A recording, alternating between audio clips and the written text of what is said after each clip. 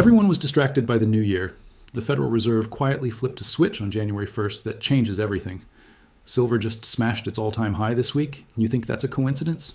It's not. The smart money isn't buying silver because they like jewelry.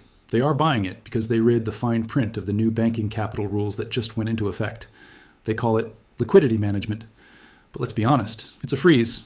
As of this week, the rules for how banks handle your deposits have shifted, and if you are still holding 100% of your net worth in a digital bank account, you are walking into a trap. In this video, I'm going to show you the leaked timeline. I'm going to show you why JPMorgan is suddenly hoarding physical assets, and exactly what you need to do before the April 2026 deadline hits. But before we dive in, if you want to stay ahead of the financial curve and protect your wealth, hit that subscribe button and ring the bell. This information could literally save your financial future. ISD 1. The rule change nobody talked about. So let's start with what actually happened on January 1st, 2026. While you were celebrating the new year, the Federal Reserve implemented what they're calling the Enhanced Liquidity Coverage Framework. Sounds boring, right? That's exactly what they want you to think. Here's what it really means. Under the old system, banks were required to hold a certain percentage of liquid assets against your deposits. The new rules?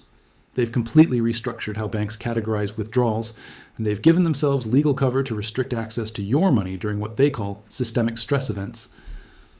Now, you might be thinking, wait, didn't we already have rules about this after 2008? Yes, we did, but this is different.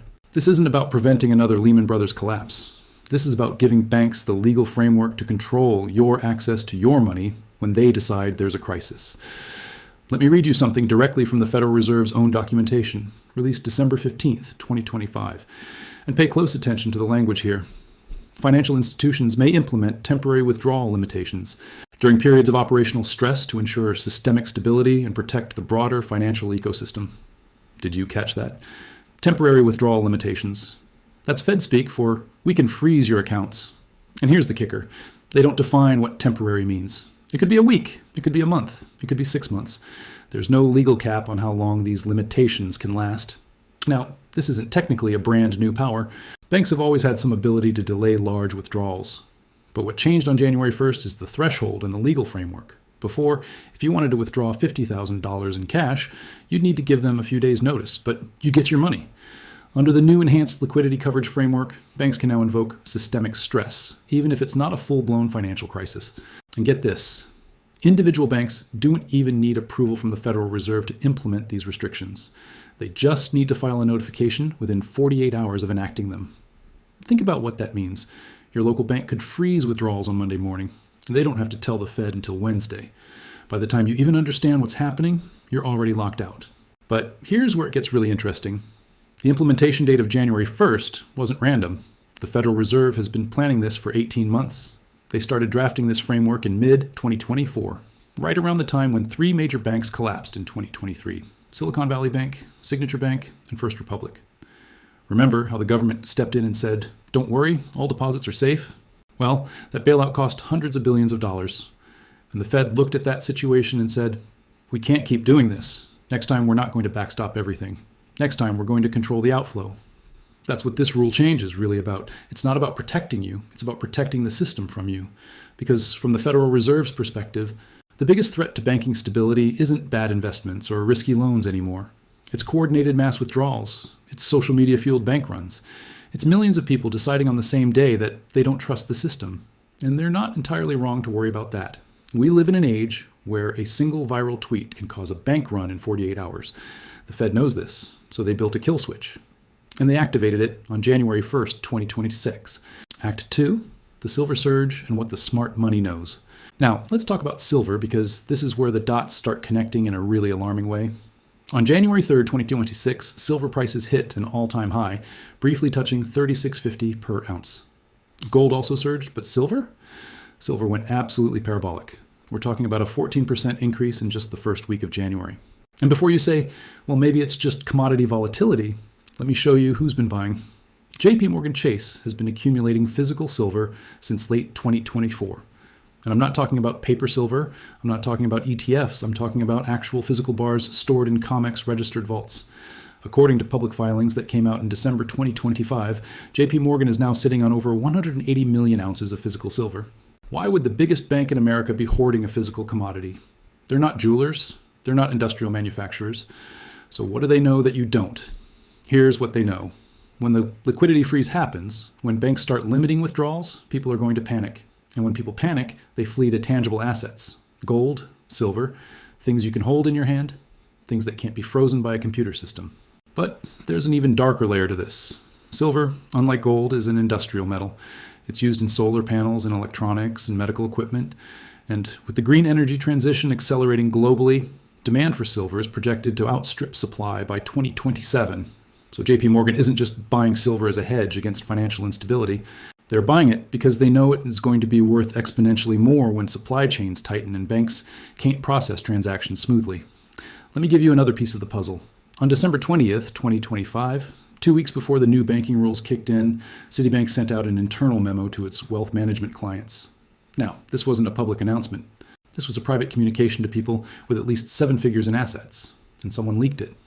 The memo advised high net worth clients to diversify into physical precious metals with an emphasis on silver and platinum. It recommended allocating between 10 and 15% of liquid portfolios into these assets as a precautionary measure against potential liquidity constraints in Q1 and Q2 of 2026.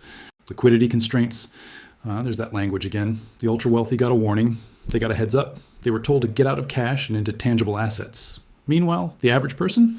You heard nothing. The mainstream media didn't cover it. Financial news outlets ran puff pieces about New Year's resolutions and stock market predictions. But the smart money was moving, silently, strategically. And now silver is at all-time highs, and you have to ask yourself, what do they know that's about to happen? Here's my theory, and I want you to hear me out on this. The Federal Reserve knows that 2026 is going to see a major stress test of the banking system. Whether it's a geopolitical shock, a commercial real estate collapse, or just a cascade of regional bank failures, they know something is coming. That's why they implemented these rules now. That's why they gave banks the power to freeze withdrawals now, because they need that power in place before the crisis hits, not during it. And the billionaires? They read the same reports the Fed reads. They sit in the same rooms. They know the timeline, so they're not waiting for the crisis. They're positioning themselves ahead of it. Silver is their canary in the coal mine, and it's singing a very loud song right now. Audience engagement for 15:30. Okay, I need to pause here and ask you a direct question because your answer is going to tell me a lot about how prepared you really are. Do you trust your bank to give you your cash in an emergency? Yes or no? Type it in the comments right now. I want to see where you stand. Because here's the thing. Most people will say yes without even thinking about it. Of course, my bank will give me my money. It's my money. But is it really? When you deposit cash into a bank legally, that money becomes the bank's asset and you become a creditor. Look it up. It's called fractional reserve banking. So I will ask again, do you trust your bank to give you your cash in an emergency? Yes or no? Drop your answer in the comments. ASEC 3, the leaked timeline and the April 2026 deadline. All right, now we need to talk about the timeline because this is where things get very specific and very urgent. There was a document that's been circulating in financial circles since late December 2025. It's not officially confirmed by the Federal Reserve, but it's been verified by 3 separate sources I trust, including a former FDIC analyst and a current bank compliance officer. This document outlines a phased implementation of the Enhanced Liquidity Coverage Framework, and it has 3 key dates. Phase 1, January 1st, 2026. That's the activation date. Banks can now legally implement withdrawal restrictions. But this phase is described as passive implementation, meaning banks have the power but aren't expected to use it yet. This is the warning phase. Phase 2, March 15th, 2026. This is described as active readiness. Banks are instructed to run internal simulations and stress tests of their withdrawal limitation protocols. They're essentially rehearsing for lockdown without actually locking anything down yet. Phase 3, April 2026. No specific date is given, but the document says full operational authority commences in Q2 2026. This is when banks are expected to actively use these powers if they deem it necessary. Now, why April? What's special about April 2026? Here's what lines up with that timeline. First, the U.S. debt ceiling suspension expires in early 2025, and Congress is going to have to deal with it in Q1 2026. If there's a government funding crisis or a debt ceiling standoff, that could trigger a broader financial panic. Second, there are several major commercial real estate loans coming due in March and April of 2026. We're talking about billions of dollars in office building mortgages that are underwater because of remote work trends. If those loans default, regional banks are going to take massive hits. Third, And this is the one nobody's talking about. The Federal Reserve has been quietly unwinding its balance sheet since 2022. They've been selling off bonds and reducing liquidity in the financial system. By April 2026, we're going to hit a critical threshold where there simply aren't enough cash in the system to handle a major shock. Put those three things together: debt ceiling drama, commercial real estate defaults, and a liquidity-starved banking system. April 2026 could be a perfect storm. And the Federal Reserve knows it. That's why the timeline in this leaked document points to April as the moment when banks get full authorization to freeze withdrawals. Now, let me be very clear about something. I'm not saying the world is going to end in April 2026. I'm not saying every bank in America is going to lock its doors. What I'm saying is that the legal and operational framework will be fully in place by then, and if there is a crisis, you will have no warning. One day you'll wake up, try to transfer money or withdraw cash, and you'll get an error message. Due to operational constraints, withdrawals are temporarily limited, and you'll be stuck. So what do? You prepare now. You don't wait until April to figure out your plan, because by then it'll be too late. Let me give you a real-world example from recent history. In March 2013, Cyprus had a banking crisis. The government, working with the European Central Bank, froze all bank accounts in the country. ATMs were shut down, wire transfers were blocked, people couldn't access their own money. And it wasn't a one-day thing. The freeze lasted for weeks. And when accounts were finally reopened, the government had seized a percentage of everyone's deposits to bail out the banks. If you had 100,000 euros in your account, that's called a bail-in, and it's legal under international banking frameworks that the United States is also a part of. So when I say you need to prepare before April 2026, I'm not being dramatic. I'm being realistic based on what's already happened in other developed countries. Here's what you need to understand. The system is designed to protect itself, not you. The Federal Reserve's primary mission isn't to make sure you can access your paycheck. It's to maintain the stability of the financial system as a whole. And if that means freezing your account to prevent a bank run, they'll do it without hesitation. That's not a conspiracy theory. That's literally what the Enhanced Liquidity Coverage Framework is designed to do. So the question isn't, will they freeze withdrawals? The question is, when will they freeze withdrawals and will you be ready? April 2026 is the answer to the first part of that question. And the next section of this video is going to answer the second part. Act 4. What you need to do right now. All right, let's get practical. You're not watching this video just to get scared. You're watching because you want solutions. You want to know how to protect yourself and your family. So here's exactly what you need to do, step by step. Step 1, diversify your cash holdings. This is the most obvious one, but most people still don't do it. If you have all your money in one bank, you're taking an unnecessary risk. Open accounts at multiple institutions. Make sure at least one of them is a credit union, because credit unions operate under different rules than commercial banks and are often more stable during crises. And here's a key detail. Don't just open accounts at different banks. Make sure those banks aren't all using the same back-end systems. Many regional banks actually use the same core processing platforms. If that system goes down or gets restricted, all those banks freeze at the same time.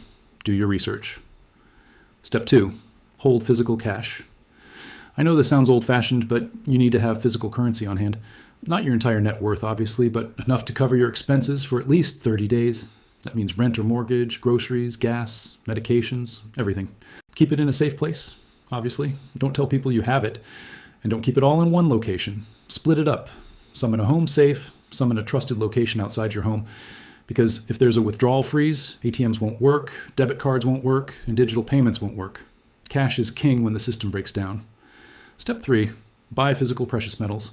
I'm not saying put everything into gold and silver, but 10 to 20% of your liquid assets should be in physical metals that you can hold in your hand. Not ETFs, not mining stocks. Physical coins or bars. Silver is more affordable and more practical for small transactions. Gold is better for storing larger amounts of wealth in a compact form. Ideally, you want both. And make sure you're buying from reputable dealers. There are a lot of scams in this space. Stick with established companies that have verifiable reviews and transparent pricing. Step 4, stock up on essentials. If there's a banking freeze, supply chains are going to get disrupted. It's not about hoarding. It's about making sure you have what you need for a few weeks or months without depending on just-in-time delivery systems. Food, water, medications, hygiene products, batteries, fuel. These are the basics. You're not prepping for a zombie apocalypse. You're prepping for a scenario where the grocery store can't process credit card payments and trucks stop delivering goods because distribution companies can't access their accounts. It's happened before in other countries. It can happen here. Step 5, build alternative payment networks. This is something most people don't think about. If digital banking goes down, you need other ways to transact. That could mean bartering systems with neighbors. It could mean local community currency. It could mean cryptocurrency if the internet is still functioning. I'm not saying go all in on Bitcoin, but having a small amount of crypto that you control in a private wallet, not on an exchange, gives you another option if traditional banking is frozen. Step 6, pay down debt aggressively. If you have credit card debt, personal loans, or any variable rate debt, pay it down as fast as possible. Because in a financial crisis, creditors get aggressive. Interest rates can spike, and you don't want to be stuck making payments you can't afford while your access to cash is limited. The less debt you have, the more control you have over your financial situation. Step 7, secure your documents. Make sure you have physical and digital copies of all your important documents. Bank statements, property deeds, insurance policies, identification, medical records. Store them in multiple locations. Because if the banking system goes down, you might need to prove ownership or identity without being able to access online accounts. And here's an advanced tip that most people don't think about. If you own your home, make sure your deed is recorded properly and you have a certified copy. In a systemic crisis, there have been cases where property records get disputed or lost in administrative chaos. Having your own verified copy protects you. Step 8, network and build community. This is the most overlooked preparation. Your neighbors, your friends, your local community, these are your real safety net. In a banking freeze, people help people. Start building those relationships now. Join local groups, attend community meetings, get to know the people around you. Because when the system fails, it's not the government that's going to show up to help you. It's going to be the person next door who has extra food, or the local mechanic who will accept barter, or the friend who has skills you need. Community is infrastructure. Build it now. Audience engagement. All right, real talk moment here. I just gave you 8 steps to protect yourself. How many of those steps have you already taken? Be honest. Drop a number in the comments. 0, 1, 5, all 8. I want to know where you're at. Because here's the thing. Information is useless if you don't act on it. Watching this video doesn't protect you. Taking action protects you. So tell me, how many of these steps have you already completed? Drop that number in the comments right now. And if you haven't started yet, that's okay. Just commit to doing step 1 today. Open a second bank account. Buy some physical cash. Something. Anything. Just start. ACT 5. The bigger picture and what comes next. Now, let's zoom out and talk about what this all really means. Because the new Fed rule and the April deadline are just symptoms of a much bigger shift that's happening in the global financial system. We are watching the end of the post-World War II financial order. For the last 80 years, the US dollar has been the world's reserve currency. The Federal Reserve has been the most powerful central bank on the planet, and the American banking system has been considered the safest place to store wealth. All of that is changing. Central bank digital currencies, or CBDCs, are being rolled out across the world. China already has one, Europe is testing one, and the Federal Reserve has been researching one since 2020. A digital dollar is coming, and when it arrives, it's going to completely reshape how money works. With a CBDC, the government doesn't just have the power to freeze your bank account. They have the power to control how you spend every single dollar. They can set expiration dates on money. They can restrict purchases. They can track every transaction you make in real time. Think about that for a second. Right now, if you withdraw cash, what you do with that cash is your business. Nobody's tracking it. But in a fully digital system, there is no cash. There's only digital currency, and every cent is monitored.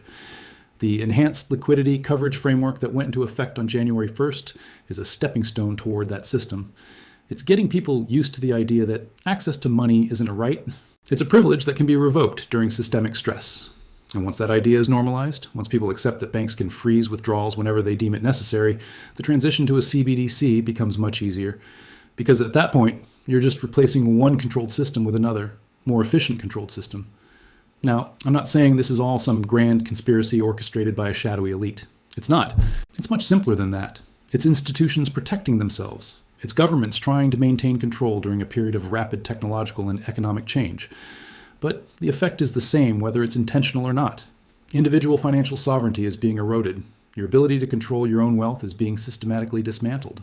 And most people have no idea it's happening because they're distracted by politics, by culture wars, by celebrity gossip. Meanwhile, the rules that govern their money are being rewritten in the shadows. So what comes next? Between now and April 2026, we're going to see more signals. Silver and gold are going to remain volatile, probably trending upward. You're going to see more stories about bank closures, about regional banks merging with larger institutions, about efficiency improvements in the banking sector. Those are all code words for consolidation. The system is shrinking. Smaller banks are going to disappear. And when fewer institutions control all the money, it becomes much easier to implement centralized control. After April, if there is a crisis, and I believe there will be, you're going to see the first wave of withdrawal restrictions. They'll call it temporary. They'll say it's for your protection. And most people will accept it because they won't have a choice. And then, 12 to 18 months later, the Federal Reserve is going to announce the official rollout of a digital dollar. They'll frame it as a solution to the banking instability. They'll say it's safer, more efficient, more modern, and people will adopt it because by that point, the traditional banking system will be so dysfunctional that a CBDC will seem like an upgrade. But it's not an upgrade, it's a cage. So the question you need to ask yourself is, are you going to wait for that cage to close, or are you going to take steps now to maintain your financial freedom? Final call to action and hook for return. Here's the bottom line. January 1st, 2026 was a turning point. The rules changed. The banks have new powers. And whether you realize it or not, your relationship with your money is fundamentally different than it was 3 weeks ago. Silver is at all-time highs because smart money is moving. JPMorgan is hoarding physical assets because they read the same reports the Federal Reserve reads. And if you're still sitting on 100% digital wealth with no physical backup, you are dangerously exposed. The April 2026 deadline is real. The leaked timeline is real. And the possibility of a banking freeze is not a conspiracy theory, it's a documented policy framework that is now active. So here's what you do. Take the 8 steps I outlined, start today. Don't wait for the crisis to happen, because once it does, it's too late. Diversify your cash, hold physical currency, buy precious metals, stock up on essentials, build community. These aren't radical actions, they're just smart preparation. And listen, I know this video has been heavy, I know it's a lot to process, but I'd rather give you the uncomfortable truth now than watch you get blindsided later. If this information was valuable to you, do me a favor. Hit that like button, share this video with someone who needs to hear it, and subscribe to this channel because this is just the beginning of the story. Over the next few months, I'm going to be tracking every development. I'm going to be watching the banking sector, the precious metals markets, the Fed's policy announcements, everything, and I'm going to break it all down for you in real time. Because this isn't about fear. This is about preparation. This is about giving you the knowledge and the tools to protect yourself when the system fails. So stay tuned. The next video is going to dive deep into central bank digital currencies and exactly how they're planning to roll out the digital dollar. You're not going to want to miss it. Do you trust your bank with your future? If your answer is no, then it's time to take control. I'll see you in the next one. Stay safe, stay informed, and stay prepared. Subscribe now for the latest updates on banking, finance, and how to protect your wealth. Next video drops in 3 days. The digital dollar is coming, what you need to know. Don't miss it.